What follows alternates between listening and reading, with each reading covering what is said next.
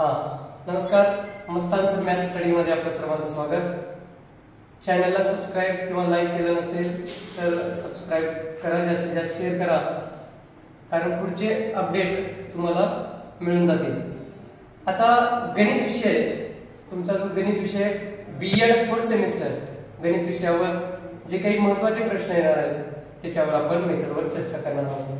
त्याच्यामध्ये मूल्यमापन म्हणजे काय सांगू, विज्ञान मूल्यमापनाची साधने गणित मूल्यमापनाची साधने व तंत्रे स्पष्ट करा. त्यामध्ये मूल्यमापनाची साधने बघत असताना किंवा तंत्र दोन्हीपैकी एक प्रश्न विचारला तर सेम पॉइंट मी तुम्हाला दिले. निरीक्षणात्मक तंत्र म्हणलं लेखी परीक्षा, तोंडी परीक्षा, प्रात्यक्षिक परीक्षा. संख्यात्मक साधनं म्हणलं लेखी परीक्षा, तोंडी परीक्षा, प्रात्यक्षिक परीक्षा. त्याच्यानंतर स्वयंप्रकटन तंत्र आहेत, मुलाखत, प्रश्नावली. गुणात्मक साधने किंवा निरीक्षण तंत्र, पडताळा, सूची, पत्नीचे श्रेणी, प्रासंगिक नोंदी. तंत्र किंवा साधनं विचारलं तर हे मुद्दे तुम्हाला स्पष्ट करायचे आहेत. त्यानंतर घटक चाचणी म्हणजे सांगून घटक चाचणी तयार करताना लक्षात घ्यायच्या बाबी, त्यामध्ये तक्ता बनवणे, त्याच्यामध्ये उद्दिष्टानुसार तक्ता, आशयानुसार तक्ता, प्रश्न प्रकारानुसार तक्ता, संविधान तक्ता तयार करणे, प्रश्नपत्रिका तयार करणे, गुणदान योजना, उत्तर सूची इत्यादी बाबींचा विचार घटक चाचणी तयार करताना आपल्याला करावा लागतो. त्याच्यानंतर आहे नैदानिक चाचणी. नैदानिक आणि उपचारात्मक चाचणी म्हणजे काय सांगून त्याची गरज, महत्त्व, फायदे स्पष्ट करा. असा प्रश्न ज्यावेळेस येतो तर नैदानिक आणि उपचारात्मक दोन्हीपैकी कोणतेही विचारलं तर दोघांचाही रेफरन्स आपल्याला लिहावाच लागतो. त्याच्यामध्ये दोघांचे सेम पॉइंट, अडचणी दूर करणे, चुका दूर करणे, वैयक्तिक मार्गदर्शन करणे, कच्चे दुवे दूर करणे, विद्यार्थ्याच्या प्रगतीत वाढ होणे, आत्मविश्वास वाढतो, अध्यापनात सुधारणा होते. अशा पद्धतीने आपल्याला नैदानिक चाचणीचे महत्त्व सांगता येते. अभ्यासक्रम रचनेचे प्रकार स्पष्ट करा म्हणेल.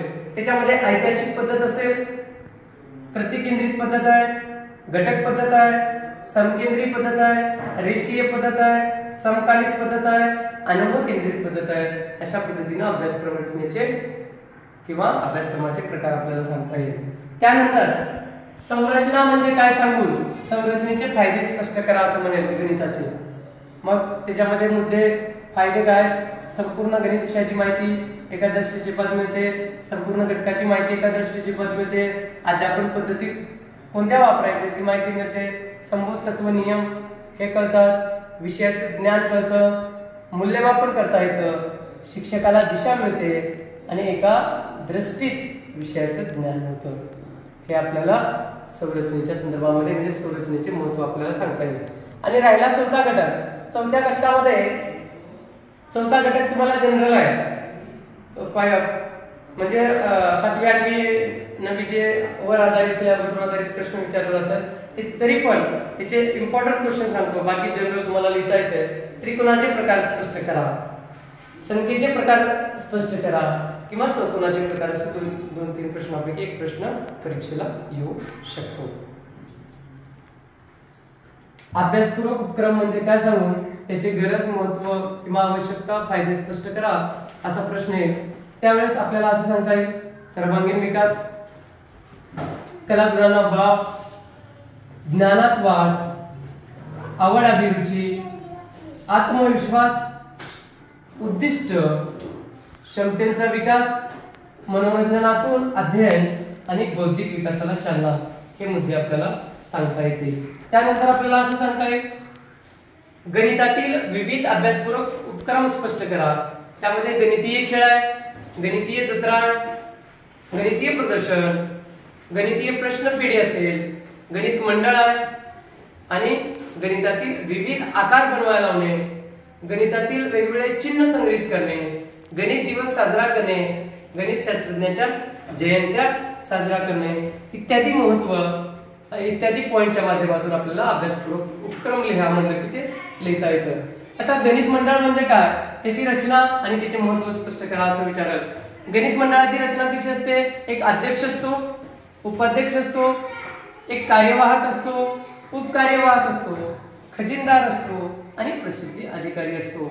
याचे फायदे काय, फायदे असं सांगता येईल आपल्याला की गणित विषयाबद्दल आवड निर्माण होते, गणित विषयाची भीती दूर होते, आत्मविश्वास वाढीस लागतो, उपक्रम वेगवेगळे उपक्रम मंडळाच्या माध्यमातून घेता येतं, उपक्रम घेण्याची सवय लागते, ज्ञानात वाढ होते, नेतृत्व क्षमता निर्माण होते, साहित्याची वाढ होते, मंडळाच्या मार्फत विविध साहित्य कलेक्ट केले जातात आणि विषयाच्या समस्या मंडळाच्या मार्फत सोडवल्या जातात। या मुद्द्याच्या मार्फत गणित मंडळाची संकल्पना आपल्याला स्पष्ट करता येईल।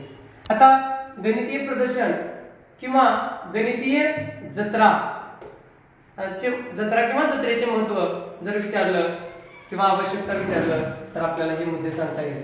नवनिर्मितीचा आनंद होतो, नवीन प्रेरणा मिळते, शास्त्रीय दृष्टिकोन विकसित होतो, कल्पनेचा विकास होतो, आत्मविश्वास निर्माण करता येतं आणि विविध आकृत्याचे ज्ञान होते, क्षमतेचा विकास होतो, कौशल्याचा विकास होतो, ज्ञानात वाढ होते, कृतिशीलतेचा विकास होतो। हे गणितीय जत्रा किंवा प्रदर्शनाचे महत्व आपल्याला सांगता येईल। त्यानंतर प्रश्न असा आहे, चांगल्या पाठ्यपुस्तकाचे परीक्षण करा किंवा निकष लिहा असं जर विचारलं तर 3 मुद्द्याच्या मार्फत आपल्याला लिहायचं आहे। एक अंतरंग आहे, दुसरं पाठ्यपुस्तकाचं बाह्य अंग आहे, उद्दिष्टानुसार निकष आहे। किंवा चांगलं पाठ्यपुस्तक कसं असावं म्हणलं तर मी हेच मुद्दे लिहायचं आहे। त्याच्यामध्ये अनुक्रमानिका आहे, आशय आहे, आकृत्या आहे, भाषा आहे, स्वाध्याय आहे आणि बाह्य अंगानुसार मध्ये मुख पृष्ठ, मल पृष्ठ, बांधणी, उद्दिष्टानुसार मध्ये सर्वांगीण विकास, विषयाची आवड, वैज्ञानिक दृष्टिकोन, सृजनशीलतेचा विकास इत्यादी मुद्द्याच्या आधारे आपल्याला हा पेपर लिहिता येतो। म्हणजे लक्षात घ्या, अतिशय महत्त्वाचे परीक्षेच्या दृष्टीनं गणित मेथडचे जे काही प्रश्न आहेत त्यावर आपण आज चर्चा केली। चॅनलला सबस्क्राईब करा, जास्तीत जास्त लाईक करा, शेअर करा आणि चॅनलशी जोडून राहा, कारण टेट, टीएटी, सीएटी आणि विविध गणिताच्या संकल्पनेवर आधारित व्हिडिओ चॅनलवर अपडेट होणार आहेत। धन्यवाद।